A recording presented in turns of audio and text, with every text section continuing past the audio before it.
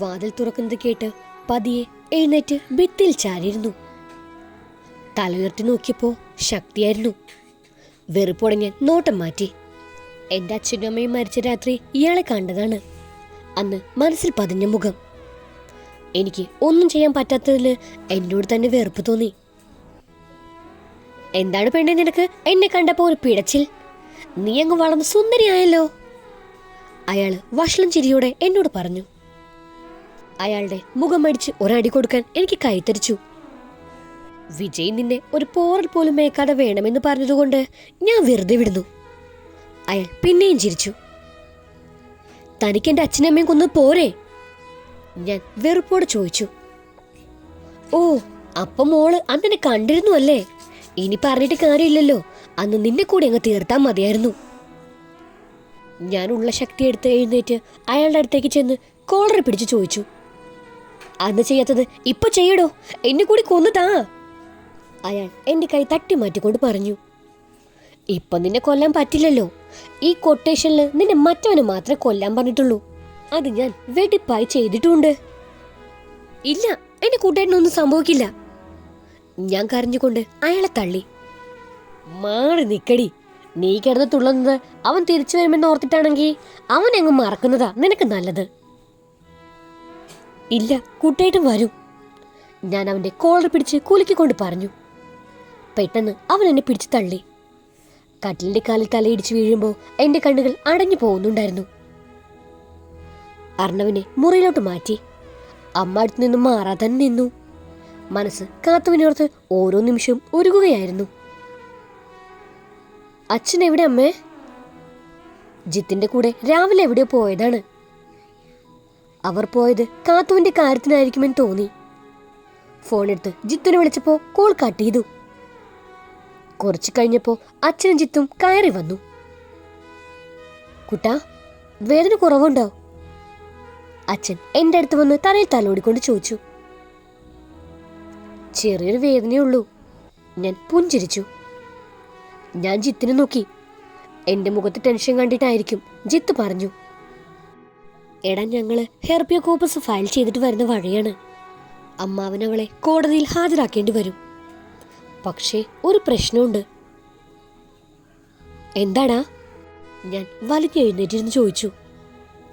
രാവിലെ തന്നെ ഞങ്ങൾ പോലീസുകാരുടെ കൂടെ അയാളുടെ വീട്ടിൽ പോയി. പക്ഷേ കാർത്തിക് അവിടെയില്ല. അവര് കാർത്തികയെ മാറ്റാനാണ് ചാൻസ്. പോലീസ് അന്വേഷിക്കുന്നുണ്ട്. ഞാനും എന്റെ വഴിക്ക് ശ്രമിക്കുന്നുണ്ട്. എടാ, ഇനി എന്ത് ചെയ്യും? എന്റെ തല പെരുക്കുന്നത് പോലെ തോന്നി. നന്നായി ഒന്ന് എണീറ്റ് നിൽക്കാൻ കൂടി പറ്റാത്ത അവസ്ഥ. കാത്തു, അവൾ അവരെ വേദനിപ്പിക്കും. കുട്ടാ, കാത്തുവിനെ നമ്മൾ കണ്ടുപിടിക്കും. നീ ഒന്ന് സമാധാനത്തോടെ കിടക്ക്. അച്ഛൻ അടുത്തിരുന്നോണ്ട് പതിയെ പറഞ്ഞു.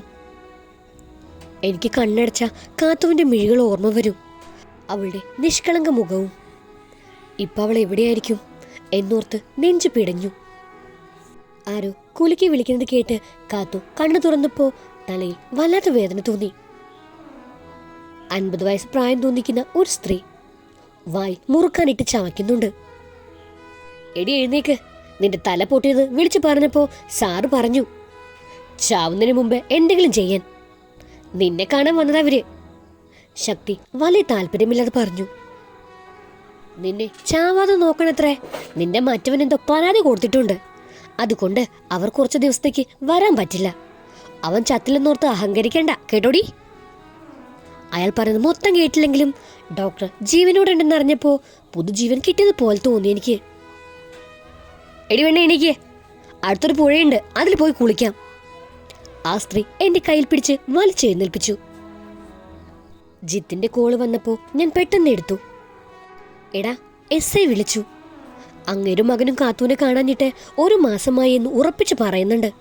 പക്ഷെ അവരുടെ കോൾ ലിസ്റ്റ് എടുത്തപ്പോ അവരിന്നലെ രാത്രി തൊടുപുഴയ്ക്കടുത്ത് ഒരു ടവർ ലൊക്കേഷന് പോയിട്ടുണ്ട്. കൂടെ 2 ദിവസമായി അവർ സ്ഥിരം വിളിക്കുന്ന ആ ഒരു നമ്പറും ആ സ്ഥലത്തുണ്ട്. പിന്നെ നീ പറഞ്ഞതുപോലെ അത് ശക്തിയുടെ നമ്പർ ആവാനാ ചാൻസ് കൂടുതല്. ഞാൻ അങ്ങോട്ടേക്ക് പോവുക. ജിത്ത്, നീ എന്നെ ഇവിടെ നിന്ന് ഇറക്കണം. ഞാനും വരാം. അമ്മയച്ഛനും എന്നെ നനങ്ങാൻ പോലും സമ്മതിക്കുന്നില്ല. കാത്തുവിനെ കാണാതെ എനിക്കിങ്ങനെ കിടക്കാൻ പറ്റില്ല. എടാ, നിന്നോടൊരാഴ്ച അനങ്കരുതെന്നല്ലേ പറഞ്ഞത്? പക്ഷെ എനിക്ക് കാത്തൂനെ എത്ര പെട്ടെന്ന് കണ്ടുപിടിക്കണം. ഒരാഴ്ച ഇങ്ങനെ കിടന്ന എൻ്റെ കാത്തൂനെ തന്നെ എനിക്ക് നഷ്ടാവും. തിരിച്ച് ഞാൻ അഡ്മിറ്റ് ആവാം, നീയൊന്ന് വാ. ശരി, ഞാനിപ്പോൾ വരാം. അവൻ അങ്ങനെ പറഞ്ഞപ്പോൾ ഒരാശ്വാസം തോന്നി. കാത്തുവിൻ്റെ അടുത്തെത്താൻ വല്ലാതെ മനസ്സ് ധൃതിപ്പെടുന്നു. ജിത്ത് എന്നെ കൂട്ടിക്കൊണ്ടുപോകാൻ വരുന്നെന്ന് പറഞ്ഞപ്പോൾ അമ്മ കരയാൻ തുടങ്ങി. കുട്ടാ, നിനക്ക് ദേഹാനങ്ങാൻ പാടില്ലെന്ന് അറിയില്ലേ? ഇവിടെ ഇങ്ങനെ കിടന്ന എനിക്ക് വട്ട് പിടിക്കും. അമ്മേനൊന്ന് മനസ്സിലാക്ക്. എൻ്റെ സ്വരം വിറയ്ക്കുന്നുണ്ടായിരുന്നു. കുട്ടാ, ഞാനും വരാം. അച്ഛൻ എഴുന്നേറ്റ് വന്ന് എൻ്റെ കൈ പിടിച്ചു. ജിത്ത് പുറത്ത് വന്നപ്പോൾ അച്ഛനെന്നെ വീൽ ചെയറിലിരുത്തി പുറത്തേക്ക് ഇറക്കി. ഞങ്ങൾ ഇറങ്ങുന്നത് കണ്ട് എന്നെ നോക്കുന്ന ജെയിംസ് ഡോക്ടർ തടസ്സം നിന്നു. ഡോക്ടർ അണ്ണ, താൻ എന്തു മണ്ടത്തരായി കാണിക്കുന്നേ? ദേഹാനങ്ങിയ സ്റ്റിച്ച് പൊട്ടുമെന്ന് അറിയില്ലേ? അറിയാം ഡോക്ടർ, പക്ഷെ ഇപ്പോൾ എനിക്ക് പോയേ പറ്റൂ. എത്ര പറഞ്ഞിട്ടും എന്നെ വീട്ടിൽ നിന്ന് ഡോക്ടർ തീർത്തു പറഞ്ഞു. അവസാനം അച്ഛൻ സൈൻ ചെയ്ത് സ്വന്തം റിസ്കിൽ കൊണ്ടുപോകാമെന്ന് തറപ്പിച്ച് പറഞ്ഞിറങ്ങി. അച്ഛനോടെനിക്ക് വല്ലാത്ത ബഹുമാനം തോന്നിപ്പോയി. വണ്ടിയിൽ കയറിയപ്പോൾ മുതൽ നെഞ്ചിടിപ്പ് ഉയരുന്നുണ്ടായിരുന്നു. എടി, ഇങ്ങ് വേഗം നടക്ക്. പുഴയിൽ മുങ്ങി കുളിക്കുമ്പോൾ നിന്റെ ബോധക്കേടൊക്കെ പോവും. എന്നിട്ട് ഇതെടുത്തോ. ആ സ്ത്രീ ഒരു പഴയ സാരി എൻ്റെ നേരെ എറിഞ്ഞു. നല്ല വീതിയുള്ള പുഴ നിറഞ്ഞൊഴുകുന്നു നോക്കി നിന്നു. പുഴയുടെ അക്കരെ കാട് പിടിച്ച് കിടക്കുന്നു. വിജനമായ സ്ഥലം. ഞാൻ പതിയെ വെള്ളത്തിലോട്ട് ഇറങ്ങി. കുറച്ച് താഴെ വെള്ളച്ചാട്ടത്തിന്റെ ശബ്ദം കേൾക്കാം. ഇതേതാ സ്ഥലം? ഞാൻ പതിയെ അവരോട് ചോദിച്ചു. അറിഞ്ഞിട്ട് എന്തിനാ? നിന്റെ മറ്റവനോട് വിളിച്ചു പറയാനോ? അവർ മുറുക്കാൻ തുപ്പിക്കൊണ്ട് ചോദിച്ചു. പുഴയിൽ മുങ്ങിയപ്പോൾ നല്ല ആശ്വാസം തോന്നി. അച്ഛൻ പണ്ട് കുളത്തിൽ നീന്തൽ പഠിപ്പിച്ച ഓർമ്മ വന്നു. വിജയ് എന്തായാലും എന്നെ നശിപ്പിക്കും. കൂട്ടേട്ടന് എന്നെ കണ്ടുപിടിക്കാൻ പറ്റില്ലെങ്കിൽ എൻ്റെ മനസ്സിൽ 1000 ചിന്തകൾ മൂള പൊന്തി. പതിയെ പുഴയുടെ ആഴങ്ങളിലേക്ക് നീങ്ങി. എടി പെണ്ണേ, അവിടെ നല്ല ആഴമുണ്ട്. നീ എന്താ ചാവാൻ ഇറങ്ങിയതാണോ? ഞാൻ കേൾക്കാത്ത മട്ടിൽ നീന്താൻ തുടങ്ങി. എല്ലാവരും ഓടിവായോ, അവൾ നീന്തി രക്ഷപ്പെടുന്നേ. അവരുടെ ശബ്ദം കേൾക്കുന്തോറും എൻ്റെ കൈകൾ കൂടുതൽ വേഗത്തിലായി. പുഴയുടെ നടുവിലെത്തിയപ്പോഴേക്കും ഞാൻ തടർന്നു തുടങ്ങിയിരുന്നു. പുഴയിലെ ഒഴുക്ക് എന്നെ വെള്ളച്ചാട്ടത്തിലേക്ക് വലിച്ചടുപ്പിക്കുന്നുണ്ടായിരുന്നു. കൈകൾ കുഴഞ്ഞു തുടങ്ങി. അപ്പോഴും കുട്ടേട്ടൻ്റെ മുഖം മാത്രമായിരുന്നു എൻ്റെ മനസ്സിലുണ്ടായിരുന്നത്. ജിത്ത് വണ്ടി ഓടിക്കുമ്പോൾ എല്ലാവരും നിശബ്ദമായിരുന്നു. അമ്മ എൻ്റെ കൈകളിൽ മുറുക്കി പിടിച്ചിരുന്നു. 2 മണിക്കൂർ 2 ദിവസം പോലെ തോന്നി. അവരുടെ ടവർ ലൊക്കേഷൻ ട്രേസ് ചെയ്ത് പോലീസ് സ്ഥലം കണ്ടുപിടിച്ചിരുന്നു. ഞങ്ങൾ ചെന്ന് വണ്ടിയിൽ നിന്ന് ഇറങ്ങുമ്പോൾ നിറയെ പോലീസ്. ജിത്ത്, എന്താടാ ഇത്?